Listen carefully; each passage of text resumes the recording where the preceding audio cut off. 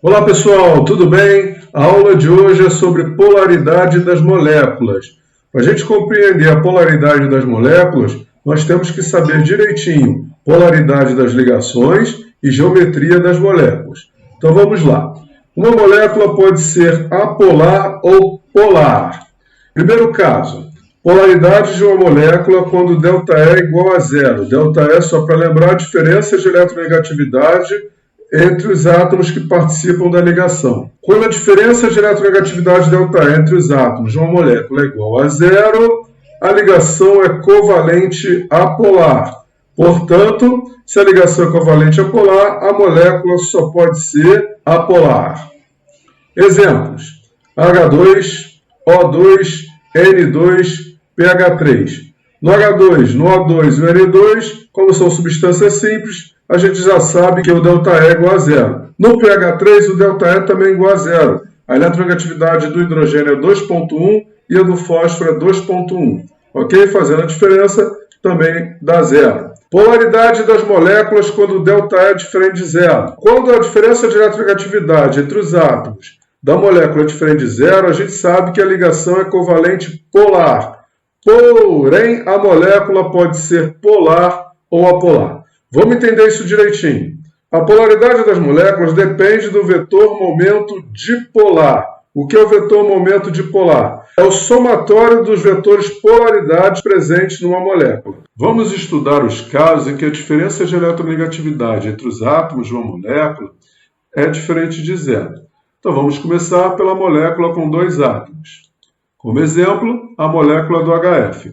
A gente consulta a tabela periódica e verifica que a eletronegatividade do hidrogênio é 2,1 e a eletronegatividade do flúor é 4,0. Aqui está a estrutura espacial dessa molécula. Como ela possui dois átomos, a sua geometria é linear. Então vamos lá. Analisando os valores de eletronegatividade de cada elemento, a gente percebe que o flúor é o mais eletronegativo. Logo, ele atrai os elétrons da ligação covalente com mais força. Como é que a gente pode representar isso na estrutura espacial? A gente substitui a ligação covalente por uma seta. Essa seta é chamada de vetor polaridade. Em física, o vetor é utilizado para representar força.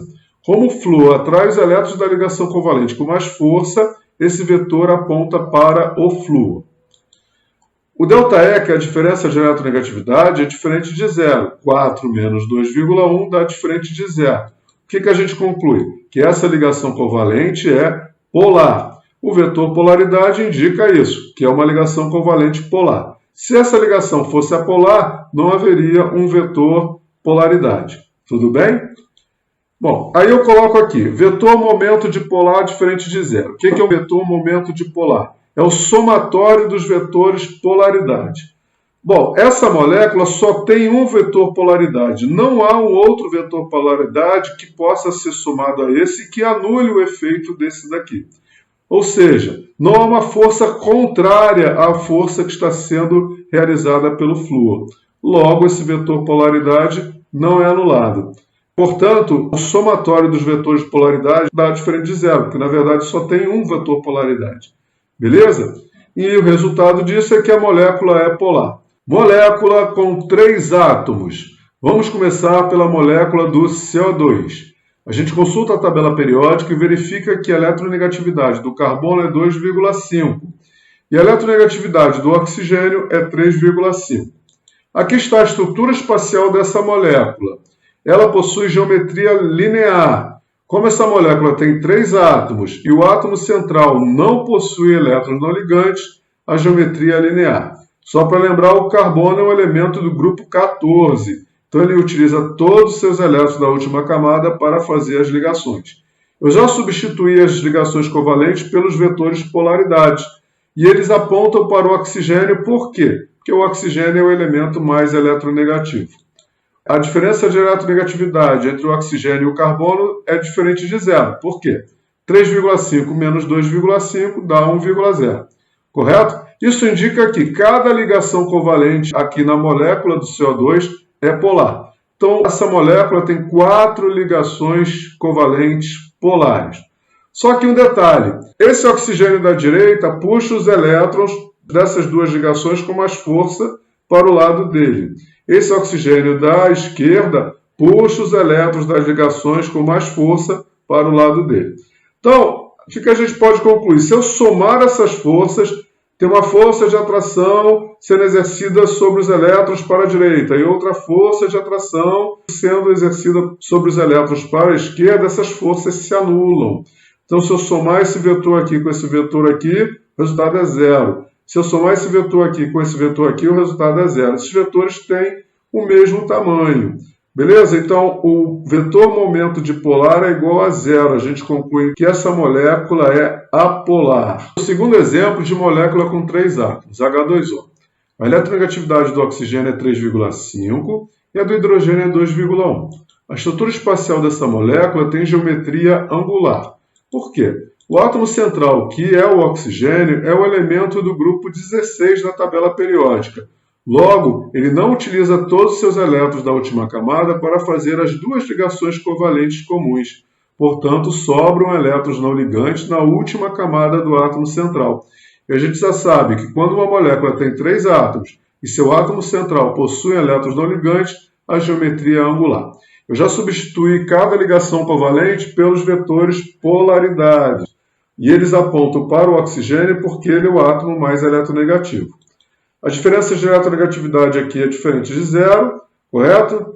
3,5 para o oxigênio e 2,1 para o hidrogênio são valores diferentes. Então, ΔE dá diferente de zero. Portanto, cada ligação covalente dessa molécula é polar. Agora vamos analisar se o somatório desses vetores dá igual a zero ou diferente de zero. Como é que a gente faz isso? Olha só. A gente traça uma paralela àquele vetor da direita, olha aqui, uma linha tracejada paralela a ele, e outra linha tracejada paralela ao vetor da esquerda. No encontro dessas linhas tracejadas é o início do vetor resultante. Então eu desenho a seta a partir desse pontinho aqui de encontro e vou no sentido do oxigênio, que é o elemento mais eletronegativo. Então esse vetor aqui vermelho é o vetor momento dipolar. Ele é diferente de zero.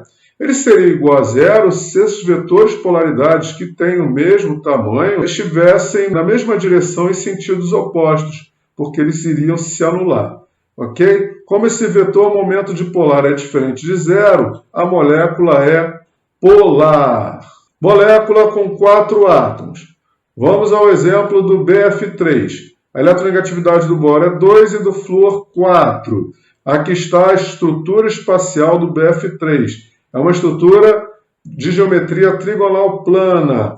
O boro é um elemento do grupo 13 da tabela periódica e ele utiliza todos os seus elétrons da última camada para fazer as 3 ligações covalentes. Portanto, uma molécula desse tipo, em que o elemento central não possui elétrons não ligantes, possui geometria trigonal plana. Eu já coloquei ali os vetores de polaridade, eles apontam para os átomos de flúor, que é o elemento mais eletronegativo. ΔE é diferente de zero, logo cada ligação covalente aqui é polar. Beleza? Agora, será que esses vetores se anulam? Vamos ver. Eu tracei aqui, vou somar primeiro esses 2 vetores. Então, eu tracei as linhas paralelas, essas linhas tracejadas aqui, paralelas a esses 2 vetores, e o resultado é um vetor apontando para baixo, porque esses vetores, polaridades, eles apontam para baixo. Então, eu comecei aqui no boro e desenhei o final, a extremidade da seta para baixo. Esse vetor resultante aqui tem o mesmo tamanho do vetor de cima.